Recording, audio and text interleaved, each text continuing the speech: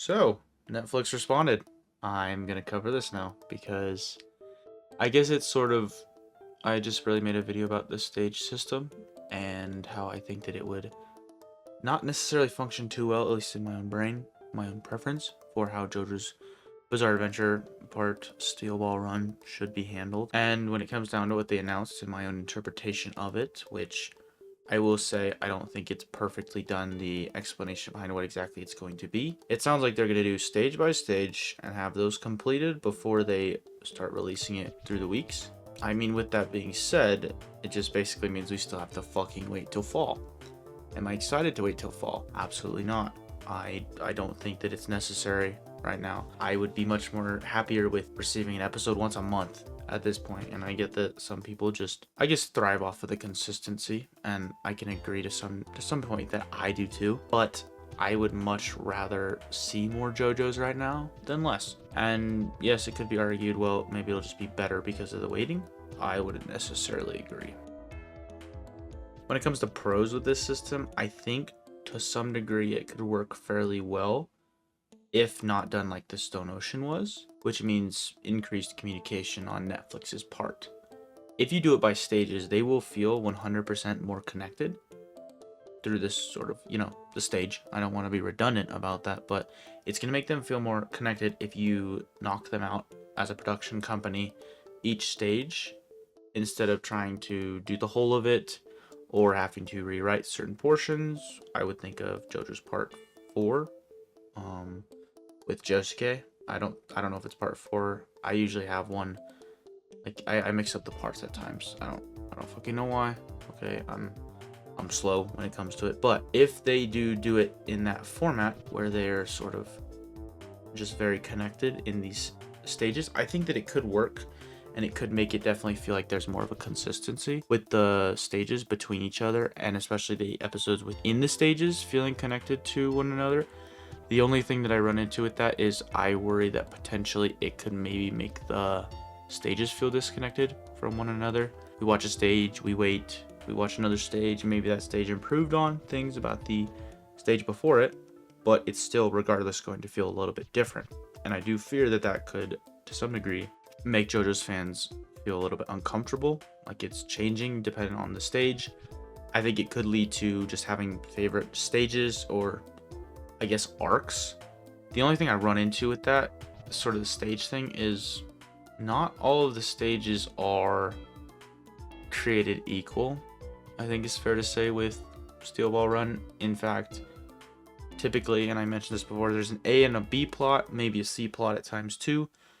And to be juggling all 3 to 2 of those between these kind of like stages, I can imagine would be very, very hard. Like, if you just take the manga at a baseline and you follow that, you will be ahead of most instead of trying to rewrite it. But at the same time, I do believe that you will run into an issue when you go by stages where you're having to balance the B plot with the A plot, which is the race itself, and then with the spoiler warning, Body of Christ, Funny Valentine, everything that's going on in the background that starts to infect or corrupt the race itself and result in sort of the eventual climax at the end of Steel Ball Run. Well, I mentioned both the pros and the cons. More of my own opinion on it right now is I'm definitely hesitant. I wasn't around for the other parts, as mentioned in previous videos. I don't know a ton about the JoJo community when it comes to how they received the parts. My understanding was that peak viewing was potentially Part 5. That's at least what I'm seeing from the JoJo's community. And Part 5 is, I mean, I have not watched it. I've read it, which is the worst part of Part 5, is my understanding. The translation itself. I don't know Japanese quite yet. Just kidding, I'm not a weeb. But you're going to run into sort of, I guess, I don't know, momentum to some degree can hurt you. With the stage system, I have watched a few shows in my life, and one that really frustrated me was, I think it was either Star Wars The Clone Wars or Rebels, but it was more Star Wars The Clone Wars. I just remember the release schedule became inconsistent at a certain point, and it was really frustrating because as a kid, I would be able to consistently go and watch Clone Wars and be excited about it. and then suddenly either the show started getting canceled or something, but you'd see the trailer or yeah, the trailer commercials for it on live TV when that was a thing, and you'd be excited for it and you'd watch it the next week, or you just see just nothing for a period of time, and then eventually they would release a trailer and it's for 2 episodes, and that's kind of what it's felt like with JoJo's. And at the end of the day, why did Netflix have to release one episode at this point in the year?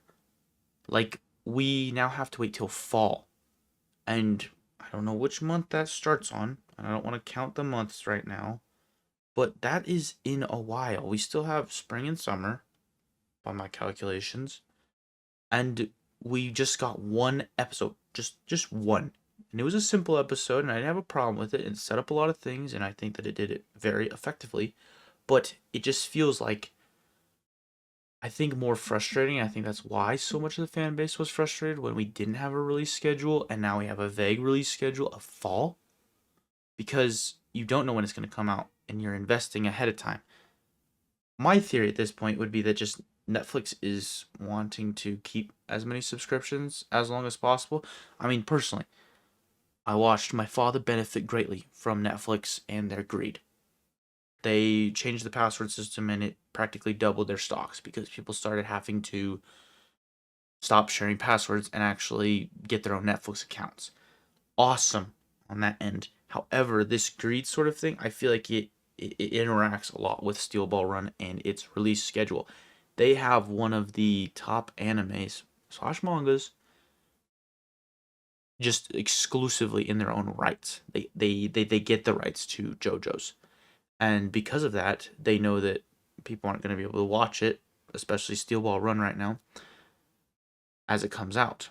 They have to have Netflix. And I think, this is my own game theory, I guess, but that they are setting up in a format that keeps us viewers guessing, keeps us holding the subscriptions till eventually it does come out, which we don't know when that is, and it could be forever from now. But to keep those subscriptions consistent, holding on to this subscription till fall, for example, and then, I mean, I saw a poll the other day getting taken, maybe potentially till, and I said to myself, 2028. That's when it's gonna finish, and that's a little bit disappointing because 2028 is in 2 years. That's 2 years of JoJo's, right? But that's bullshit. Jolene will probably, is it Jolene? JoJo Lands? Yeah, JoJo Lands will probably be done by then. And I don't know if Araki's going to do more after that, but I mean, it just feels greedy and lazy. And at the same time, it's fucking blue balling an entire community.